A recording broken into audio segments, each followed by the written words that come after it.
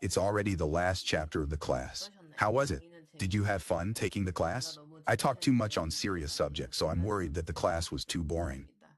Thinking that this is the last chapter, I have so much more I want to tell you. But as much as I want to tell you, I'll keep it compact to get myself across better. I'll try to refrain myself from sidetracking as much as I can. Please, stick with me until the end. I just want you to sit back, relax, and listen. Let's wrap up the class with the last discussion. I've told you, I've prepared something for you. This is to write about yourself and to compliment yourself. I told you this repeatedly, but I think you may feel it like a hassle, so I made a metacognition Q&A. Metacognition is not a difficult concept. It's the same thing that I've been talking about. It's a meta-perception of yourself. It's to see what you want to draw, what you're lacking, what you're capable of, and how developed your skills are from a distance and analyzing them.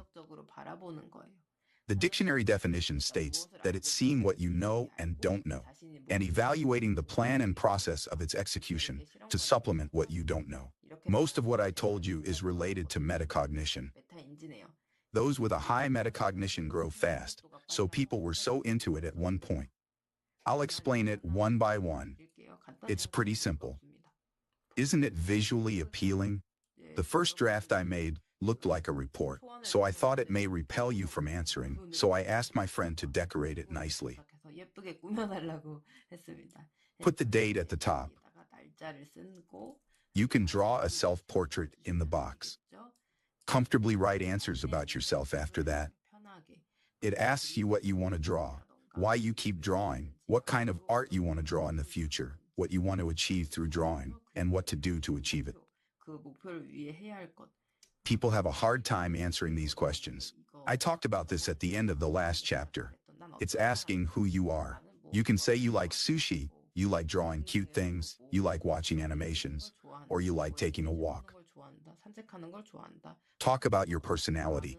Write what makes your uniqueness stand out. That's all it's asking. And answers like that should be enough. The duration of you drawing every day. Try to measure how long you spend on drawing if you're not too sure. Check the time you spend on unrelated things as well. What kind of drawings do you draw? Simply state what others think of your drawing and what you think of your own drawing. The reason you draw, the piece you want to draw, the strengths of your drawing. If you can't answer them easily, ask your friend. Ask what are the characteristics of your drawings. What kind of an artist you want to become. The effort you put in to become better at drawing. Answer these first, and the next part is self-evaluation. Your drawing ability. Give yourself a 10 if you're good at drawing, 5 if it's so-so, and 0 if you're bad at it. There won't be a 0 though. Fill the graph this way. Just in case there are people who don't know how to fill it, let's say 10 on drawing, 5 on techniques, and 2 on sense of colors. Then, put dots like this.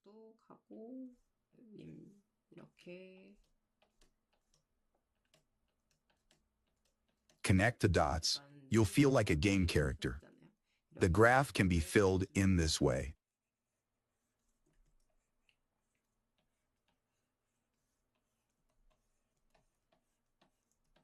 I asked my students to fill the graph as well, but they evaluated themselves very low.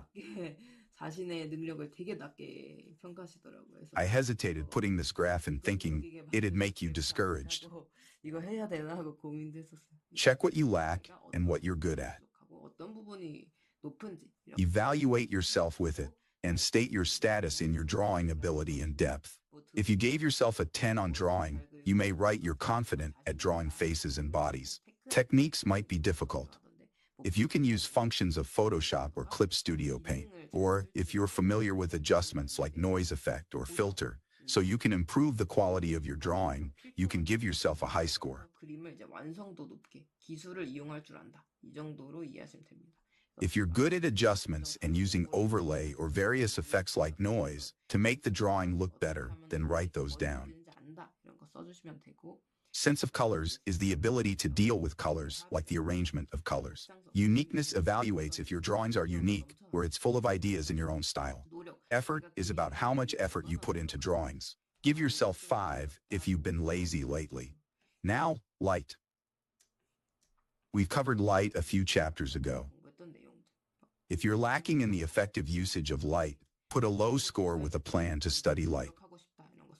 Lastly, evaluate your ability to finish a piece. Next, what your target is. In the box, draw something you're targeting for or a drawing of your favorite artists. Then what you want to improve. The characteristics of the targeted piece. The reason the piece is popular. The reason you're targeting it. What you'll study to get closer to your goal. It'd be better to be more specific. This is how it's done. If you can't answer the questions, you can just scribble about yourself here and there. You'll organize your thoughts on goals as you do, and it'll reveal what you need to study next naturally. It's not very hard, so I want you to try it. Share it with your friends, and try to find each other's goals. Please, fill it out after the class is over. You can do it many times repeatedly. That's why it has the date. You can do it again when you change goals, or once every 6 months or a year. I'll attach my example as a sample, so look at it if you have a hard time answering them. Let's grow our metacognition steadily. I thought a lot about the last thing I want to tell you. Drawing should be like a marathon. Until what age could we draw? It's not been long since we started CG for commercial use, so it might be hard to know when we'll retire, but as long as we can move our hands, and you want to draw, you may continue drawing. People will love and need your drawings at some point, even though it may take some time. It feels frustrating to go through the process of finding people who would like your drawings. In a sense, we're like celebrities. Even if we're capable of great things, we won't get fans or job offers without exposure. Good-looking singers with great singing or dancing skills have a hard time becoming famous unless they get some exposure to the public, even though they're putting a lot of effort into it. The biggest question I had as I kept drawing was how to get exposed to as many people as possible and leave an impression to them. I kept thinking if I'll become famous once I get better, and it's all good as long as I'm good at drawing. The conclusion of the thought was that I need some luck, a good timing, people to share my drawings, and the people who receive them should like what they see. Like so, there are intangible factors. Some factors are controllable, and some are not.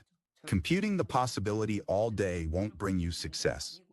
I asked myself, what do I have to do then, because I wanted to be loved and be popular? I thought about it a lot, and got frustrated a lot. However, I reached the conclusion that everyone is a one lottery ticket. Let me explain further. What's the most important thing to win a lottery? Winning number estimation, know-how, praying? Buying a ticket is the most important thing. You're more likely to win if you buy more. I think the same with drawing. You buy a lottery ticket every day with a high hope. You might not win, or you could win, and it may change your life. But there's a crucial difference between the two. You're buying a winning ticket every day in drawing. Any kind of drawing becomes information and material to guide you to the next direction. I don't chase influence, but I'll make it as an example since it's easy to explain. I've got over 140K followers on Twitter, but I didn't do anything special for it. My drawings are not retweeted a lot. I saw 70K or 100K likes from other posts, but I barely get 30K likes with a fan art. If it's an original, I get likes from somewhere between only K to 3K. I haven't even tried series or drawing for popularity yet. The way I did it was to draw a lot consistently and try to improve myself. I didn't get followers from participating in a famous project or getting one of my posts exposed to many at once. I kept producing my art whether they like it or not. That's it. I just kept drawing without stopping. Now that I think about it, if I ask myself if I should draw for popularity or draw for retweetability, then I'd answer no. We only saw the superficial aspect of a famous artist, but I'm sure they scratched tons of lottery tickets. We're only seeing a part of those many tickets and thinking we want to be famous by working for a famous project, fortunately getting an unexpected exposure, or getting retweeted a lot. The artists were set to be famous because they scratched countless lottery tickets. it's not possible for them not to win it.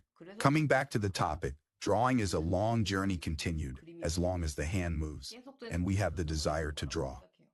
When we get tired, we can get water, look back on the trail, and catch some breath. The important thing is, if you have reached the finish line, you'll just have to keep going at your own pace, without giving up to reach the finish line, just like marathon. Marathon racers don't try to take over the person in front of them. Mostly, their goals are to finish the race. You'll be able to get everything like popularity, money, and fame, as long as you keep going with hopes. It's pretty obvious, but if you have been rushing to match others' paces, or if you got anxious by looking at famous artists, I want you to relax.